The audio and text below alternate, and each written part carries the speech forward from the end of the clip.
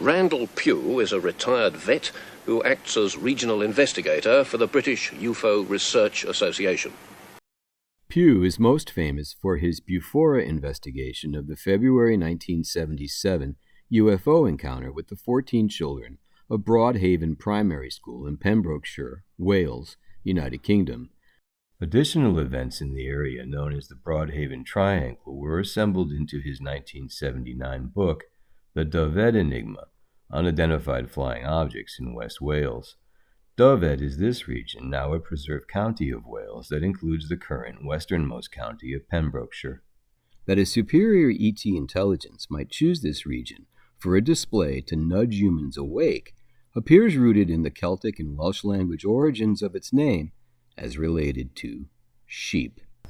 I wanted to share a sample of his demeanor and the observation he made in 1978, which also appeared in the New Testament Reader's Digest of the Ancient Gentile literature from which it is sourced. We have a phenomenon which I think will be with us for a very, very long time, if we ever do indeed unravel it at all. Ted, if you take that sector over there, that sector there, and I'll go to northwest. Anything which deviates from their own narrow, bigoted little channels of terrestrial knowledge, if they can't run a slide rule over it, and they can't measure it, and everything else, then it doesn't exist. It can't be, so it mustn't exist. Having done the work I have done, I can give you every assurance on one point, that if the public knew precisely what the presence of UFOs mean, they would literally run for their lives. One gathers from that you feel there is some sort of takeover of the world which is threatened. We are being programmed. We are being manipulated.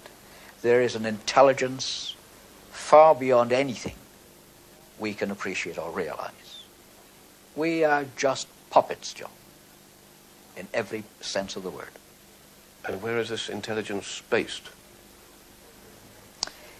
It is based everywhere and anywhere. It emanates from, I think, perhaps the cosmos, perhaps from this dimension we've been talking about, but it has always been with us and always will be with us. And we are absolutely helpless. We are poor.